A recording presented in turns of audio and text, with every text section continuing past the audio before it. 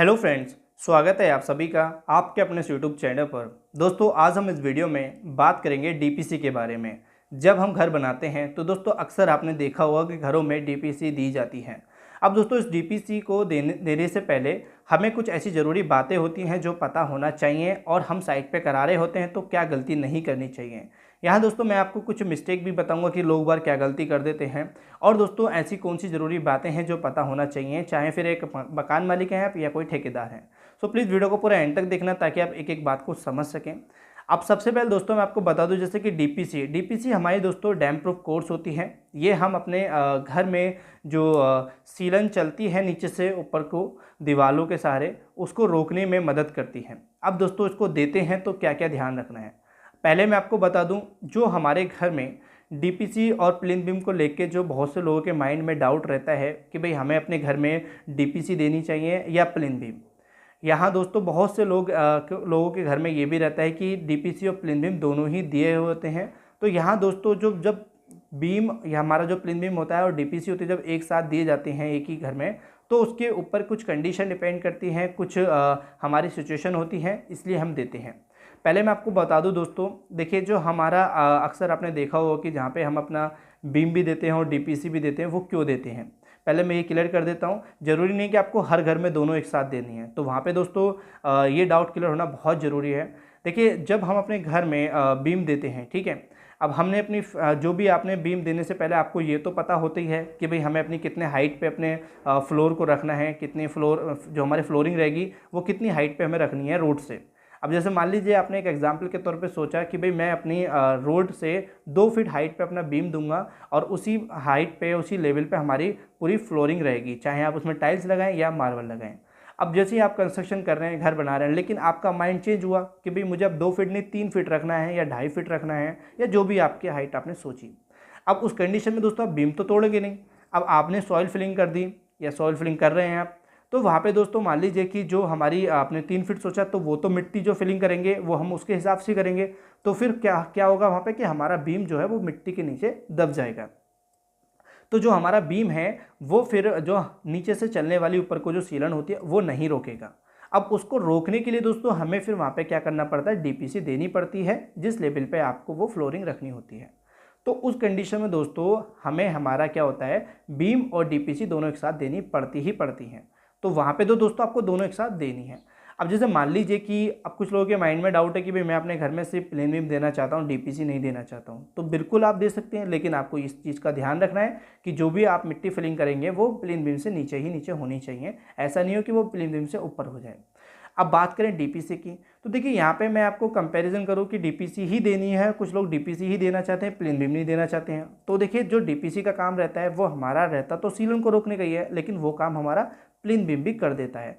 तो यहाँ पे मैं सजेशन करूँगा कि देखिए जैसे अगर आप प्लेन बीम देते हैं तो प्लेन बीम हमारा और भी काम करता है, जैसे कि हमारे कॉलम को सारे आपस में जोड़े रखता है। कोई भी सेटलमेंट होता है तो ब्रिक वर्क का जो हमारी दीवार होती है उसमें क्रैक आने को भी चांसेस बहुत कम हो जाते हैं। तो प्लेन बीम भी हमारे लिए बहुत ज़रूरी है, ठीक है। अगर डीपीसी देना चाहते हैं तो प्लेन बीम की इंपॉर्टेंस भी आपको पता होना चाहिए। अब जैसे मान लीजिए कि हम अगर डीपीसी दे रहे हैं अपने घर में, तो सबसे पहले हमको पता होना चाहिए कि आप क्या हाइट रखने वाले हैं। जो भी हाइट आप रखेंगे वो अपने हिसाब से रखेंगे। अब दोस्तों प्लेन बीम जो होता है हमारा, जो डीपीसी होती है हमारी, सबसे पहले आपको उसकी थिकनेस के बारे में पता होना चाहिए कि कितनी मोटी डीपीसी हमें देनी होती है। यहाँ पे दोस्तों अगर मैं इसकी मोटाई की बात करूँ तो मिनिमम दोस्तों 1.5 से 2 इंची तो आपको रखनी ही रखनी है, इतनी ही आपकी होती है। इससे कम आप ना रखें, कभी आप 1 इंची ही रख दें। तो ये आपको पहले पता हो। अब जैसे मान लीजिए कि आपने जो डीपीसी रखेंगे उससे पहले आपको ये चीज़ पता होना चाहिए कि उसका क्या रेशियो होता है। जो आप मसाला बनाएंगे, जिस हिसाब से आप डीपीसी आप अपने पूरे घर में घुमाएंगे, तो वो हमारा किस रेशियो में बनेगी, तो वो दोस्तों होता है हमारा M15, ठीक है। वो हमारा M15 होता है, जिसमें अगर हम बात करें तो 1 2 4 होता है, जिसमें हमारा 1 परात सीमेंट रहता है, 2 परात हमारा सैंड रहता है, 3 परात हमारा एग्रीगेट रहता है। अब एग्रीगेट यानी कि जो हमारा पत्थर होता है या बजरी होती है, वो हमें जो उसकी मोटाई रहेगी कितने mm की रखनी है, वो 10 से 12 mm की ही रखनी है, ज़्यादा नहीं रखनी है, क्योंकि हम यहाँ पे डीपीसी की थिकनेस भी अपनी 2 से 2.5 इंची ही लेके चलेंगे। तो ये चीज़ आपको क्लियर होनी चाहिए। अब जैसे मान लीजिए कि आपने डीपीसी दे दी, तो यहाँ पे गलती क्या करते हैं, कुछ लोग इसको जो डीपीसी बोलते हैं वो डैम्प प्रूफ कोर्स तो रहता है, लेकिन हमें क्या होता है, हमें इस पर केमिकल कोटिंग भी करनी होती है, जो कि बहुत से लोग नहीं करते हैं।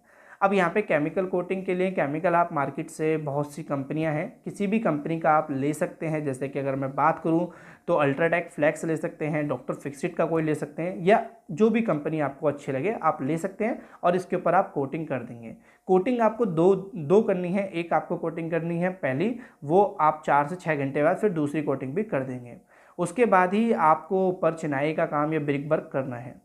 अब यहाँ पे दोस्तों ये तो हो गया एक सिंपल प्रोसीजर जो सही मायने में होना चाहिए। अब यहाँ पे दोस्तों कुछ लोग क्या करते हैं कि एक अलग ही जुगाड़ करते हैं। वो क्या है कि जब आप डीपीसी या प्लिन बीम डाल देते हैं, फिर उसके बाद आप चिनाई ब्रिक वर्क करते हैं, तो क्या करते हैं वो लोग, नीचे एक पॉलीथीन की शीट आती है ब्लैक कलर की या ग्रीन कलर की, जो भी आपको मार्केट में आपने देखी होगी बहुत से घरों में, वो लगा देते हैं और उसके बाद क्या करते हैं वो ऊपर उसकी चिनाई स्टार्ट करते हैं। तो यहाँ दोस्तों अगर हम बात करें तो ये तरीका दोस्तों देखा जाए तो बिल्कुल गलत है, आपको अपने घर में नहीं करना चाहिए।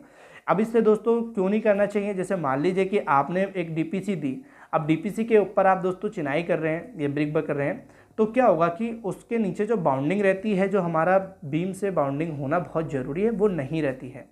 तो इस कंडीशन में दोस्तों मैंने एक चीज़ देखी है कि जहां आपकी ये पॉलीथीन रहेगी, आप जब प्लास्टर करते हैं तो बाहर से, जैसे मान लीजिए आउटर दीवार पे आपने पिन्नी लगाई होगी, तो आप इन फ्यूचर 2 साल बाद, 6 महीने बाद या 3 महीने बाद या घर बनाते हुए उसके दौरान ही आपको वहाँ पे हल्की सी क्रैक दिख जाएगी एयर वॉइड्स के कारण। वहाँ हल्की सी वो पूरी लाइन जहाँ जहाँ आपने डीपीसी के ऊपर एक पिन्नी लगाई रखी होगी, वहाँ आपको एक क्रैक दिखनी ही दिखनी है। मैंने देखी है, इसलिए मैं आपको बता रहा हूँ कि आप पिन्नी तो बिल्कुल ना लगाएं। अब यहाँ पे दोस्तों कुछ लोग अगर केमिकल नहीं लगाना चाहते हैं या कॉस्टली आपको लगता है, तो यहाँ पे आप एक तरीका और अपना सकते हैं। मार्केट में दोस्तों कोलतार होता है, जिसको बिटोमिन बोलते हैं हम, या कुछ लोग तारकोल बोलते हैं, तो वो आप उसकी कोटिंग भी प्लिन बीम पे या डीपीसी पे लगा सकते हैं। ये हमारे लिए देखा जाए तो काफ़ी हद तक ठीक रहता है। इसका जो हमारा सीलन आने के चांसेस होते हैं, हमारी जो कि सीलन जो होती है वो नीचे से ही ऊपर को चलती है, तो वो हमारा काफ़ी हद तक कंट्रोल करता है। तो अगर आपको ऐसा कोई भी लगे कि भाई मैं केमिकल लगाना नहीं चाह रहा हूँ, तो आप कोलतार अवेलेबल करा लीजिए, मार्केट में आपको मिल जाएगा, वहाँ पे दोस्तों आप उसको लगा सकते हैं, जो कि काफ़ी हद तक ठीक रहेगा। तो दोस्तों जैसे मैंने आपको बताया डीपीसी के बारे में, आई होप आपको ये सारी चीज़ें क्लियर हो गई हैं। इनकेस अगर इसके रिगार्डिंग कुछ भी डाउट है, डीपीसी दोस्तों देखा जाए तो आपको देनी कब चाहिए वो मैंने आपको बता दिया है। कोई भी आपके माइंड में डाउट नहीं रहा होगा प्लेन बीम और डीपीसी एक साथ देने के लिए, तो इनकेस अगर अब भी कोई डाउट रह गया है तो कमेंट में टाइप कर देना, या मुझे मेरे इंस्टाग्राम पे मुझे मैसेज कर देना, मैं वहाँ पे उसका जवाब दे दूंगा।